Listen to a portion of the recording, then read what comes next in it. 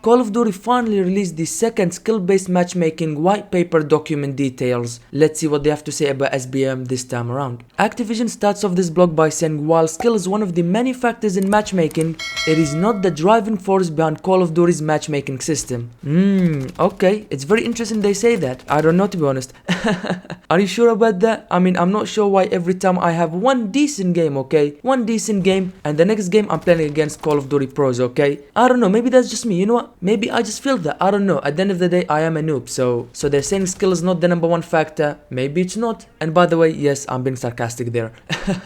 Legitimately, this is the first sentence that I've read in this blog. And you know what? Let's run it back. Let's play the same game that we did in the previous video where we talked about SBMM. Every time you hear a lie, take a sip of water. And by the end of it, I feel like you're gonna drink about 5 or 6 glasses of water. Moving on from that, they gave us the same image that they did from the previous SBMM blog. And supposedly these are the 8 factors that make up the matchmaking process. But continuing with the blog, they say with respect to skill, one area that is critical to consider is team balance. Team balancing is very important for forming games where players can have fun and enjoy competitive matches. Okay, now to be honest with you guys, I'm not sure why they mentioned team balance here, because as you guys know, if you've been playing Call of Duty for a long time, team balancing has never been the issue, okay? Every game, they do their best to make the teams as balanced as possible, and they do that, okay? Like I said, I've never had an issue with team balancing. That has always been top notch, so I'm not sure why they're talking about it here. Following that, they say, as previously detailed in the first matchmaking intel blog, Call of Duty has historically considered player skill among other factors as part of the matchmaking process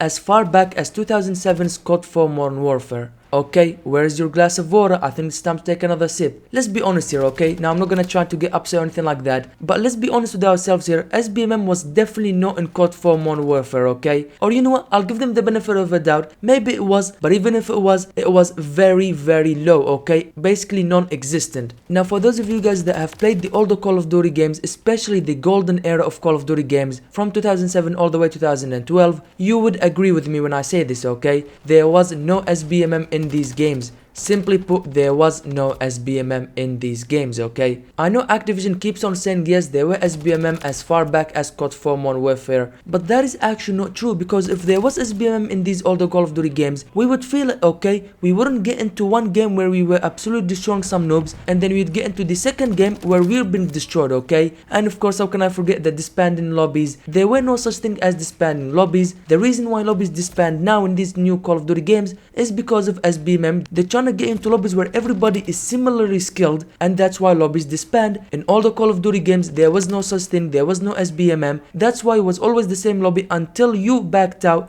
and try to find a new match, okay? And no, I did not forget about Christmas noobs. Do you guys remember Christmas noobs? Every year around Christmas, new players would go out and buy the game because it was on sale, and those were the awesome days where you could absolutely skyrocket your KD ratio, because you would absolutely be destroying some noobs because of those new players that just bought the game for Christmas. They were new, and guess what? They were being put in the same lobby. That will never happen now, okay? Ever since Modern Warfare 2019, we did not see a single Christmas noob anymore, okay? Because of the increased SBMM. If SBMM was in these older Call of Duty games, we would never, and I mean never, play against Christmas noobs. But guess what? We did play against Christmas noobs because there was no SBMM. So don't you dare tell me there was SBMM in the older Call of Duty games, because I'm gonna simply tell you that's a lie. There was no SBMM in these older Call of Duty games. Continuing with this blog, they mentioned that in the previous SBMM blog, they were running some tests to see what would happen if they removed SBMM or they toned down SBMM. So they did some tests, and here are the results of those tests. They say, for example, one study focused on Modern Warfare 3 conducted across North America compared a control group of players without any changes to matchmaking to players who experienced loosened skill consideration in matchmaking. The test showed that players with a wider skill gap were more likely to quit matches in progress and did not return to the game at a higher rate than players with unchanged matchmaking. So basically they're saying that players with no SBMM actually quit the game compared to those who had skill-based matchmaking in their games. They go on to say, here are few summary findings that impacted the overall community. First of all, there were increased match quit rates. The likelihood for a player to quit during a match increased significantly across 80% of players within the study. Second of all, return to matchmaking. Within the sample study group, 90% of players in the loosened skill group did not return at a higher rate than the controlled group,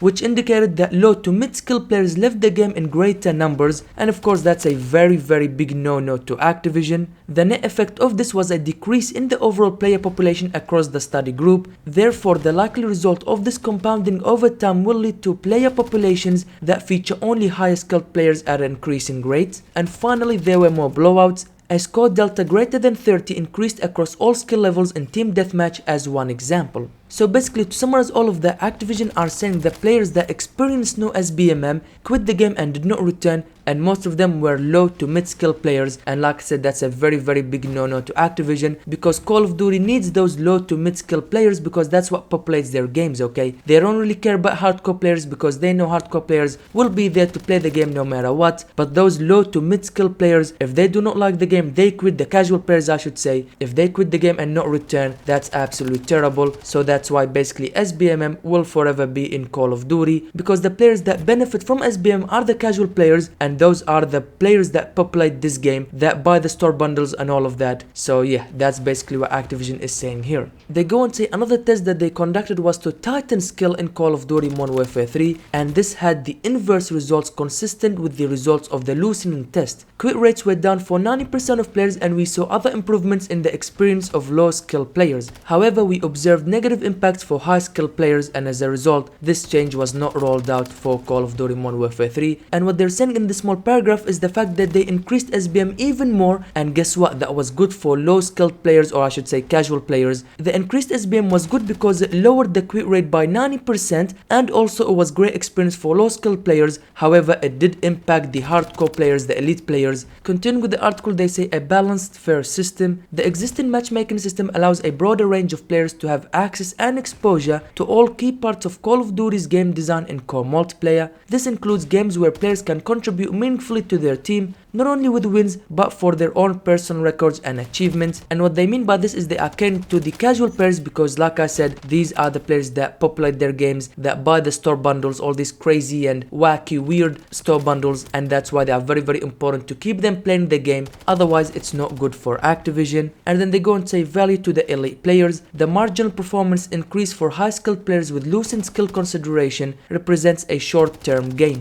The high skilled players are likely to get more matches where they could blow out the competition in short term, but when that occurs, the competition tends to play less, and the result is that the player pool shrinks overall. With the casual players exiting the core multiplayer pool, high skilled players are more likely to encounter other high skilled players in matchmaking by default. Players can see this impact in legacy Call of Duty games today. Again, they're talking about SBM in all the Call of Duty games. All the titles which also have similar matchmaking process, no they don't, are active with predominantly high skilled players. Again, that's not true as well, because all the Call of Duty games multiplayer sections especially are filled with hackers and they are pretty much unplayable. Players can only match with and against who is online, regardless of any system designed to form lobbies. Yes, that is very true. However, when you have SBMM and you lock certain players from playing against other players, is that really players only matching with and against who is online? I don't think so. And towards the end of the blog, they simply say that every day we're trying our best to make the best experience for every players, the casuals and the hardcores. But what do you guys think about all of this? Make sure to tell me in the comment section down below. Do you believe what Activision is saying here or not? Like I said, I would love to hear you guys' discussions in the comment section down below. But with all that being said, make sure to click the video on the screen right now to see the new superstar point of interest in Call of Duty Warzone. Thank you guys for watching this video.